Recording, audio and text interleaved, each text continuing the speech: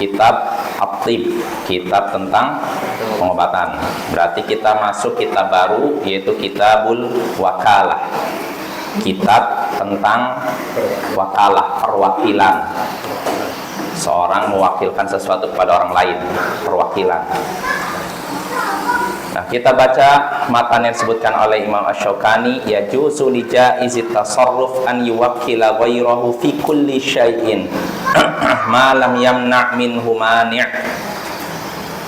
Wa idza ba'an wakilu bi ziyadatin ala ma rassamahu muwakkilu kanat ziyadatu lil muwakkil. Wa idza khalafahu ila ma huwa anfa'u aw ila ghairihi wa radiya bihi sah. Boleh bagi orang yang bisa mengelola harta untuk memberikan mewakilkan kepada orang lain dalam segala sesuatu. Boleh bagi orang yang bisa mengelola harta untuk menjadikan orang selainnya sebagai wakil dalam segala sesuatu selama tidak ada penghalangnya. Dan jika wakil menjual barang melebihi harga yang ditentukan oleh orang yang mewakilkan, maka tambahan itu bagi orang yang mewakilkan.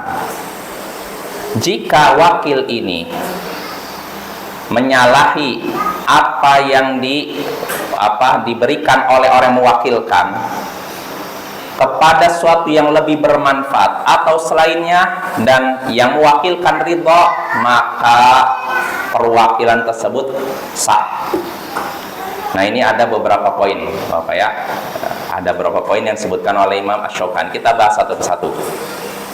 Di sini Imam Asy-Syaukani menyatakan orang yang bisa mengelola harta boleh menjadikan orang lain sebagai wakilnya dalam segala sesuatu. Boleh bagi orang yang bisa mengelola harta. Siapa yang bisa mengelola harta? Seorang mukallaf. Mukallaf itu artinya orang yang sudah balik, berakal sehat. Ya, balik, berakal sehat. Ini mukallaf. Jadi boleh bagi seorang mukallaf menjadikan orang lain sebagai wakilnya dalam segala sesuatu. Seorang mukallaf, orang yang balik contohnya. Artinya orang yang belum balik tidak bisa menjadi menunjuk orang lain sebagai wakilnya. Misalkan ada orang masih anak kecil, tolong belikan saya ini, misalkan belikan HP dengan jumlah yang harganya mahal, belikan. Dia kan ketika nyuruh orang ini, orangnya disuruh udah dewasa, ya, sudah balik. Yang memberikan uang minta dibelikan, ini masih belum balik, maka yang seperti ini tidak sah. Ya, harus orang yang mukallaf sudah balik. Maka Bapak, kalau kita diminta oleh seorang belikan sesuatu, ini kan wakil berarti kita kan membelikan sesuatu. Kalau orang yang minta ini belum balik, jangan diterima. Karena orang belum balik itu belum akalnya belum sempurna. Nah, ini. Begitu juga orang yang tidak waras, orang gila. Orang gila manggil kita, belikan ini HP iPhone. Uangnya tunjukin dulu, uangnya pas, tapi dia orangnya gila. Bisa kita terima? Nggak bisa kita terima, ya. Atau orang yang nggak gila tapi idiot. Idiot itu artinya orangnya IQ-nya sangat rendah, sangat jongkok, sehingga mudah ditipu. Nah, orang seperti ini juga kalau mewakilkan sesuatu kepada kita, ini tidak sah. Jelas ya? Jadi syaratnya seorang mukallaf yang berakal sehat dan sudah balik, Bapak ya. Karena orang yang sudah balik itu orang yang sudah bisa mencerna atau mengukur segala sesuatu. Nah, itu ya. Jadi orang yang boleh mengelola harta yaitu mukallaf boleh menjadikan orang lain sebagai wakilnya dalam segala sesuatu. Jadi di sini menunjukkan bolehnya yang namanya perwakilan, mewakilkan sesuatu kepada orang lain. Nah, ini diperbolehkan dalam Islam. Kenapa demikian? Karena kata Imam Asy-Syaukani di sini, fali annahu qad tsabata minhu sallallahu alaihi wasallam fi tawqil fi qada'id dain. Karena telah sahih dari Nabi sallallahu alaihi wasallam, beliau pernah menunjuk orang lain sebagai wakil dalam masalah melunasi hutang. Jadi beliau mengutus orang, bayarkan hutang saya. Pernah Nabi. Kama fi hadits Abi Rafi' annahu amarahu sallallahu alaihi wasallam an yaqdiya rajula bi bakrahu wa qad taqaddam. Contohnya apa? Di sini dalam hadis Abu Rafi' yang sudah berlalu di pembahasan masalah hutang piutang, Nabi pernah menyuruh Abu Rafi' untuk membayarkan hutang beliau kepada seorang berupa anak unta. Jadi beliau pernah berhutang, minjam anak unta, lalu dibayar, beliau ingin bayar ya. Nah ketika itu beliau menyuruh Abu Rafi' untuk bayar. Jelas apa ya? Jadi Nabi pernah meminjam apa? Bakar. Bakar itu artinya anak unta yang belum dewasa. Nabi pernah minjam anak unta. Nah setelah itu Nabi ingin membayarnya. Nah maka beliau nggak langsung bayar sendiri. Beliau mengutus Abu Rafi', coba bayarkan. Nah kebetulan ketika itu Nabi dapat unta sedekah. Nah, maka beliau ngambil dari itu untuk dibayarkan kepada orang tersebut. Nah cuma kata Abu Rafi', wahai Nabi, kita nggak dapat kecuali unta yang lebih baik. Artinya dipinjam apa? Anak unta. Tapi yang mau dibayarkan ini untanya lebih besar. Kira-kira kalau dijual lebih mahal mana? Anak unta atau unta besar? Besar. Nah, sebagaimana ini wahai Nabi? Kata Nabi, dah tetap bayar. Fa inna ahsanakum qadaan, fa inna khairakum ahsanukum qadaan. Sesungguhnya yang paling baik di antara kalian adalah yang paling baik dalam membayar hutang pinjaman. Jadi sebenarnya dibayarnya kan saatnya sama kan, unta kan, tapi Nabi bayar dengan yang lebih mahal. Ini menunjukkan apa? Sikap apa namanya? Samah. Apa berlapang dada, murah hati Nabi itu, tidak pelit. Walaupun utangnya nggak seperti itu, tapi Nabi bayar dengan lebih. Nah ini termasuk sunnah Nabi Bapak ya, membayar dengan orangnya nggak enakan kok, karena utangnya lebih besar kan, dan tidak dengan uang. Gimana tuh? Tanpa direncanakan. Maksudnya dia nggak dapat unta, dapatnya adanya uang. Ada orang berutang, akhirnya utangnya dibayarkan. Orang yang menerima tuh, ini nggak uang kembaliannya, karena lebih baik diganti. Oh jadi gini, dia bayar unta plus ngasih uang? Bukan. Orang yang menerima itu diganti, karena untanya lebih baik. Oh dibalikin lagi? Ya, ganti dengan uang. Dengan uang. Gimana tuh? Boleh aja. Ya boleh juga. Kalau dia misalkan, oh nggak usah ini lebih, kalau saya perkirakan untanya nih, misalkan harganya 5 juta atau nggak 10 juta, sedangkan yang kamu pinjam 7 juta, nah saya kembalikan 3 juta, ya boleh juga. Tapi kalaupun tidak nolak, tidak balikan itu juga boleh, Bapak ya. Jelas Bapak ya? Yang jelas di sini, maksud di sini Imam Asy-Syaukani menyebutkan bukan masalah utang piutang. Sebenarnya maksudnya beliau ingin menjelaskan bolehnya menjadikan orang lain sebagai wakil dalam masalah membayar hutang. Contohnya Nabi tidak langsung datang ke orang tersebut nih bayar hutang, enggak. Nabi nyuruh Abu Rafi', bayarkan hutang saya. Jelas ya? Itu contohnya. Dalil pertama bolehnya perwakilan ya. Contohnya dalam masalah hutang. Waqat taqaddam wa thabata anhu, dan telah sahih juga dari Nabi sallallahu alaihi wasallam at-tawkil fi istifa'il hadd. Kama fi hadithi waqdu ya unais ila imra'ati hadza fa in i'tarafat farjumha wa huwa fi sahih wa sayati. Dan telah sahih juga dari Nabi, beliau pernah menunjuk orang lain untuk menjadi wakil dalam masalah menegakkan hukum had. Mewakilkan seorang untuk melaksanakan hukum had. Ya, sebagaimana dalam hadis Nabi berkata, "Waqdu ya Unais, pergilah wahai Unais kepada perempuan ini. Kalau dia ngaku, rajamlah dia." Ini hadisnya dalam Sahih Bukhari. Maksudnya ini kisah tentang seorang pria yang masih lajang berzina dengan seorang wanita yang sudah nikah. Jelas apa ya? Nah, maka Nabi ketika dapat kabar seperti itu ditanya Nabi dapat kabar seperti itu, si laki-lakinya sudah ngaku.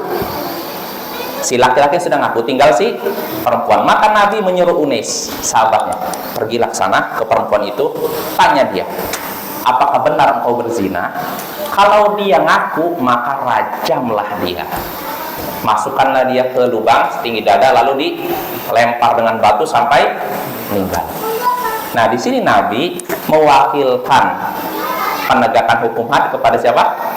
Orang lain, bukan Nabi yang melakukan. Nah, ini namanya apa? Taukil, wakalah, mewakilkan, perwakilan. Jelas apa ya? Yang seperti ini diperbolehkan.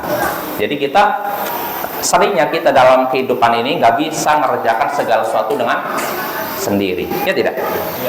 Kadang kita butuh orang yang, saya nggak sanggup nih untuk jual ini, udah saya nitip orang, jualkan ya. Nanti kalau dapat untung untuk kamu berapa, untuk berapa, gitu. Atau jualkan ini, nanti kalau udah dapat, kamu dapat persenan segini. Nah, yang seperti ini kan ada kan di masyarakat kita kan. Nah, itu boleh, karena kalau kita mengerjakan segala sesuatu sendiri, ini seringnya susah, seringnya repot, ya, betul tidak? Walaupun ada orang-orang tertentu yang punya himmah, punya ambisi untuk melaksanakan segala sesuatunya sendiri, ada, tapi itu jarang, Bapak ya. Jelas ya? Ada kira-kira orang yang mengerjakan proyek besar sendiri, ada tidak? Ada bisa jadi orang tertentu. Itu orang, tapi orang bisa dihitung ya. Seringnya kita nggak bisa kerja sendiri, butuh tim, ya tidak? Betul tidak? Ya kan? Atau walaupun ada orang-orang 1-2 mempunyai himmah, ambisi, pokoknya saya kerjakan ini sendiri. Contohnya Bapak ya, ini faidah dari muhadharah Syekh Ali Hasan, Syekh Muhammad Rashid Ridha. Pernah dengar ya, Muhammad Rashid Ridha? Ini termasuk ulama Mesir ya. Jadi beliau punya jasa dalam menebarkan dakwah sunnah di Mesir ya. Dulu Mesir nggak seperti itu, di zaman beliau tersebar lewat majalah Al-Manar ya, walaupun ya ada beberapa kritikan pada beliau ya, tapi secara umum beliau punya jasa untuk menebarkan sunnah. Di antara hasil buah dari jasa beliau, Syekh Muhammad Nasiruddin Al-Albani. Karena Syekh Muhammad Nasiruddin Al-Albani ini bisa, artinya beliau jadi cinta dengan hadis setelah baca majalah Al-Manar yang diterbitkan oleh Syekh Muhammad Rashid Ridha. Beliau lihat bagus pembahasannya. Dari situlah Syekh Al-Albani menyukai ilmu hadis, belajar jadi ahli hadis. Jelas ya? Jadi ini selingan aja Bapak ya, supaya kita semangat.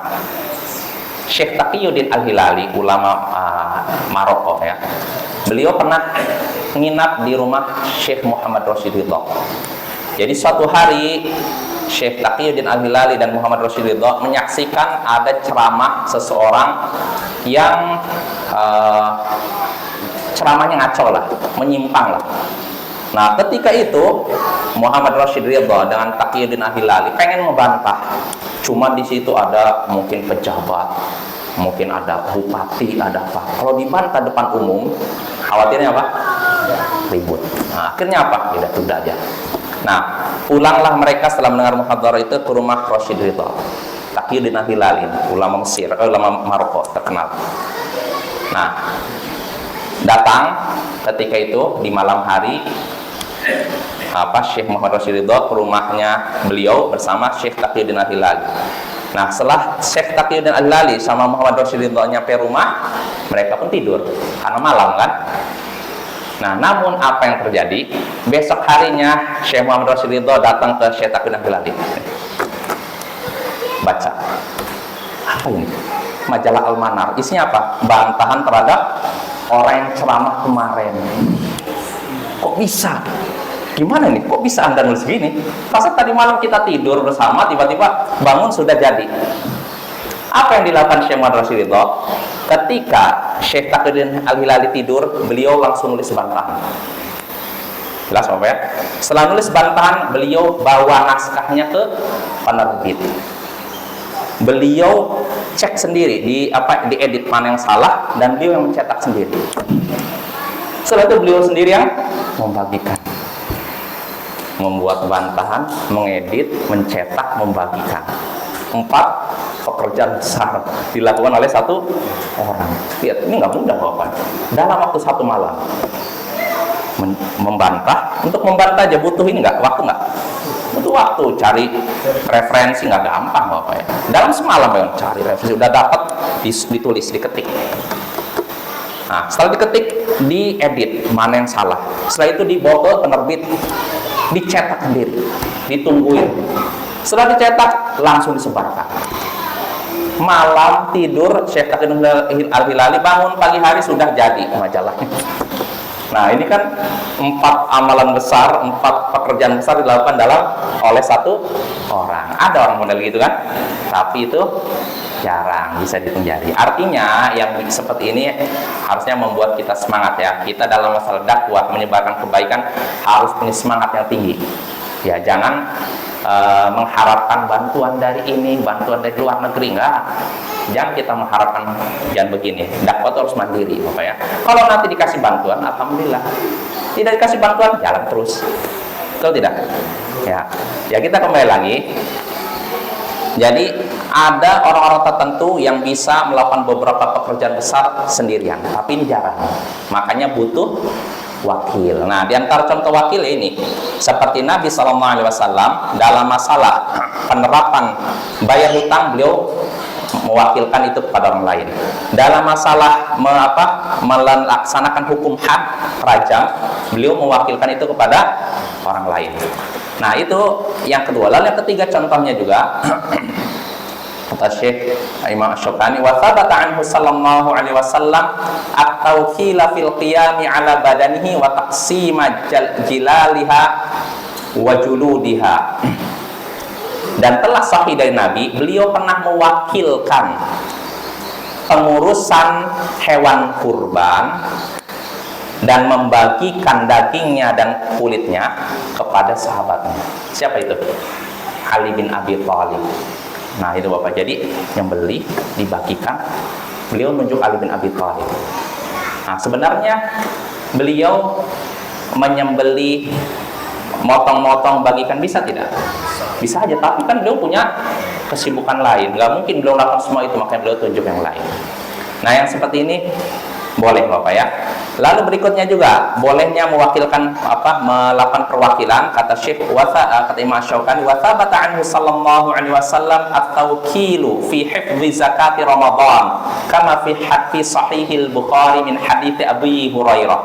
Dan telah sahih dari Nabi sallallahu alaihi wasallam, beliau telah mewakilkan penjagaan zakat Ramadan sebagaimana dalam Sahih Bukhari dari hadits Abu Hurairah.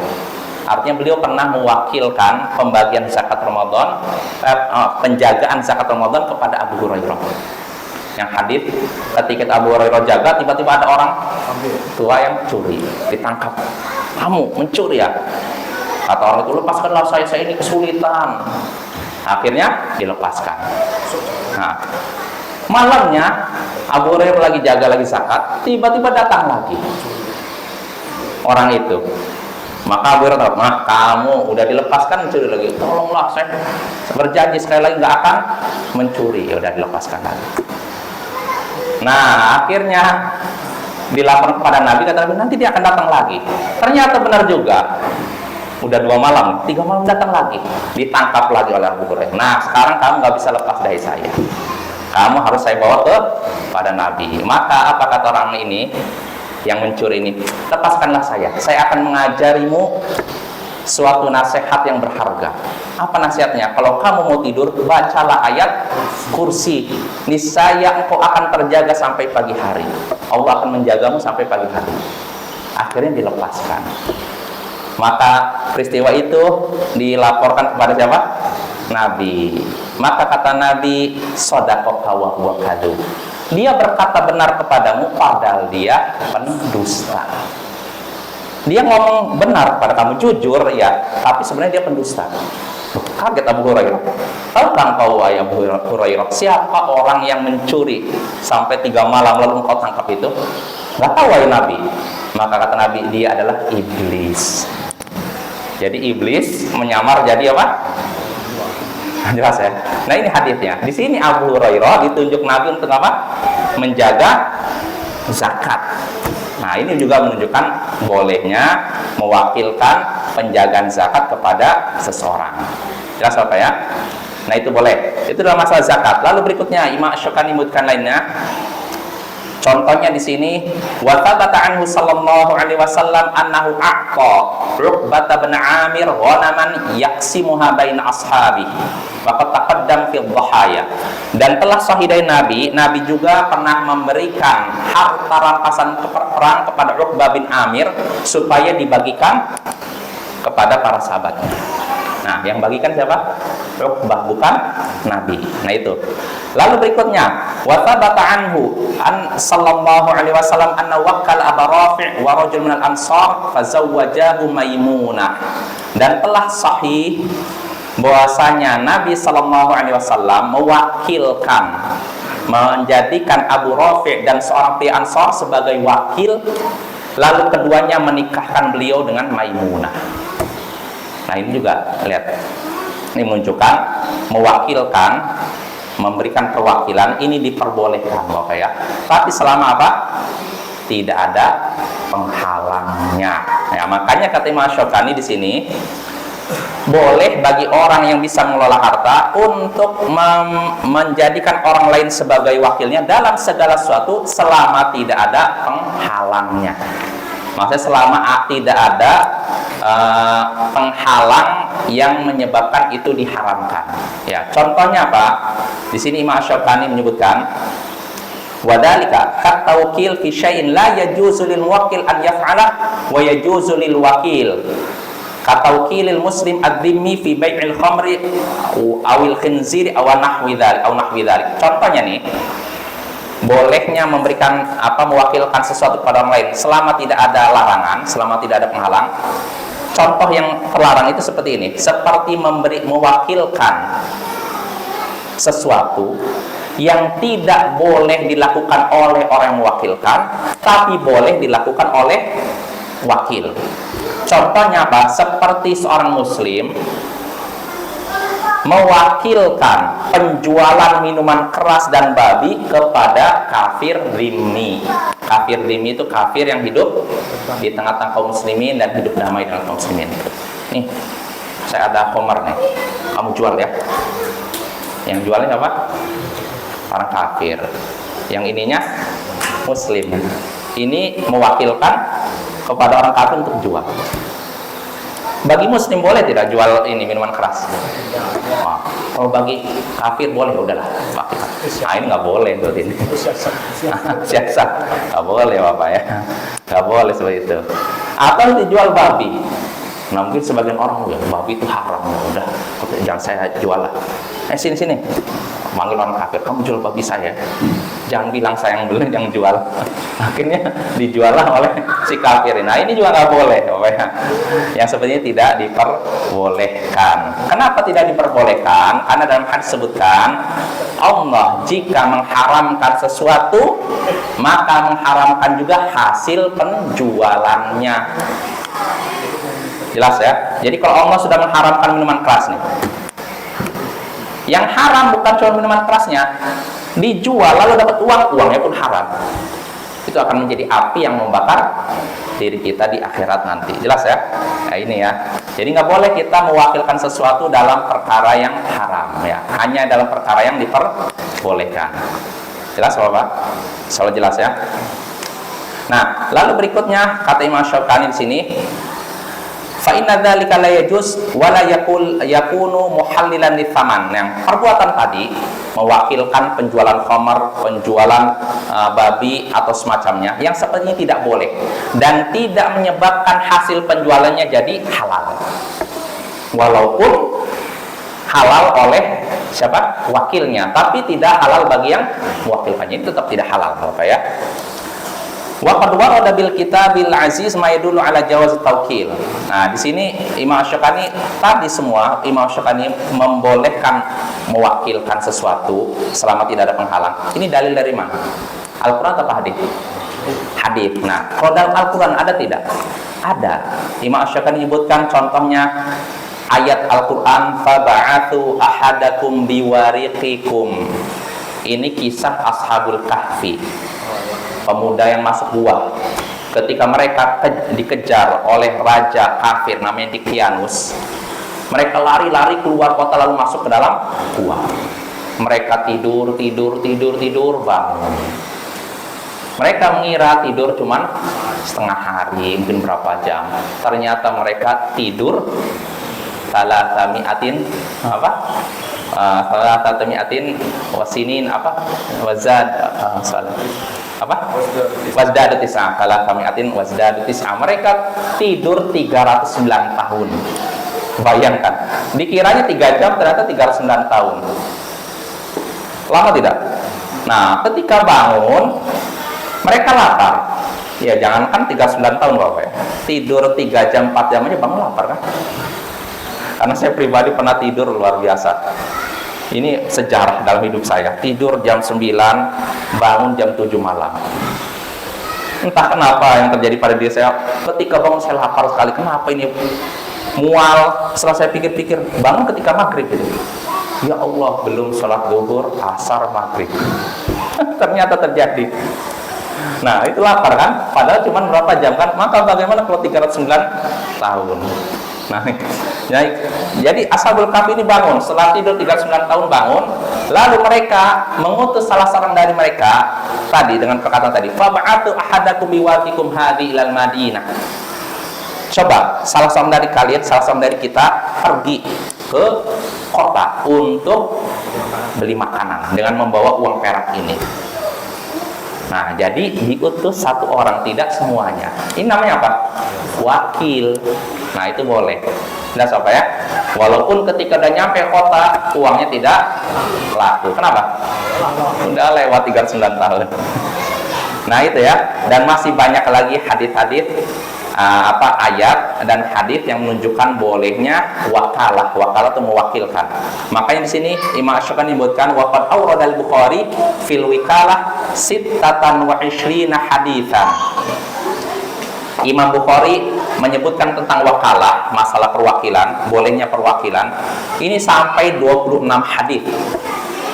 Sittatan mu'allaqah wal baqiyah mausulah. 26 hadis, yang 6 mu'allaq langsung menyebutkan Nabi tanpa menyebutkan sanadnya, yang 20 disebutkan sanadnya. Artinya ini nggak bisa kita tolak, perwakilan ini diperbolehkan. Waqad qama al-ijma' ala masyru'iyyatiha, dan ijma' dan telah terjadi ijma', kesepakatan para ulama bahwasanya itu disyariatkan. Maka boleh Bapak ya, kita mewakilkan suatu kepada orang lain selama bukan yang haram ya. Jelas? Nah, itu baik dengan upah maupun tanpa upah. Kalau dengan upah seperti apa? Kamu jualkan ini, nanti kamu dapat berapa persen. Namanya apa ini? Apa nama istilahnya orang kamu beli ini? Jual HP saya 2 juta, nanti kamu dapat 500.000. Apa namanya ini? Hah? Iya, bukan. Istilahnya kalau kamu jual beli apa namanya? Apa istilahnya? Simsar atau apa namanya? Hah? Iya, apa namanya istilahnya, Jais? Calo ya istilahnya. Calo, itu boleh. Jualkan ini. Nah, begitu juga kalau mau beli, ada seorang saya mau beli nih. Tolong carikan rumah untuk saya. Nanti kamu dapat. Nah, itu boleh. Jadi mewakilkan ini, wakili boleh dengan upah maupun tanpa upah. Jelas Bapak ya? Nah, terkait pertanyaan kemarin Bapak ya. Gimana pertanyaannya? Ya, intinya saya paham. Kalau saya mewakilkan seseorang untuk apa itu? Beli makanan. Lalu makanan itu dibawa pakai uang dia ya kan? Saya nunjuk seorang, belikan makanan ya, gorengan. Harganya anggap 50.000. Pakai uang kamu dulu. Nah, ya gitu kan. Setelah itu dia datang bawa gorengan itu, lalu saya bilang, ayo makan. Ya kan gitu kan? Nah, apakah boleh atau tidak? Maka timbul pertanyaannya begini, ketika dia ngasih gorengan, itu apakah dalam rangka upah dia membelikan, atau karena dia sudah menghutangkan, meminjamkan? Gimana tuh? Kalau dia ngasih gorengan itu karena meminjamkan, nah ini namanya apa? Riba. Karena kullu qardin jarra naf'an fa huwa riba. Setiap pinjaman yang menghasilkan keuntungan itu riba. Tapi biasanya ada seperti itu, makan aja. Iya, nggak ada kan? Nggak ada nanti. Iya, tapi saya yakin kalau di masyarakat, apalagi udah teman akrab, nggak ada pikiran begitu. Coba. Iya, nggak ada niat seperti itu. Makanya kalau memang dia ngasih gorengan itu, ayo makan sana. Niatnya ibaratnya karena dia udah nolong, udah bantukan beli, ya nggak masalah. Tapi kalau karena itu adalah apa? Karena dia sudah meminjamkan, oh dia udah minjamkan saya, lalu saya kasih itulah gorengan. Nah ini khawatir riba. Jelas apa ya? Saya dibedakan. Dan saya yakin di masyarakatnya nggak seperti itu. Karena apalagi kalau udah teman akrab biasanya nggak ada niat saya ngasih gorengan ini karena dia sudah minjamkan, nggak, saya yakin. Karena udah akrab, udah makan bersama, akhirnya makan. Maka itu dihalalkan. Jelas ya? Ya mungkin cukup sampai sini. Insya Allah pada pertemuan berikutnya kita lanjut lagi pembahasan wakalah. Tinggal ada 2, 3 atau 4 poin lagi. 2 poin lagi ya. Subhanakallahumma bihamdik asyhadu an la ilaha illa anta astaghfiruka wa atubu ilaik. Assalamualaikum warahmatullahi wabarakatuh.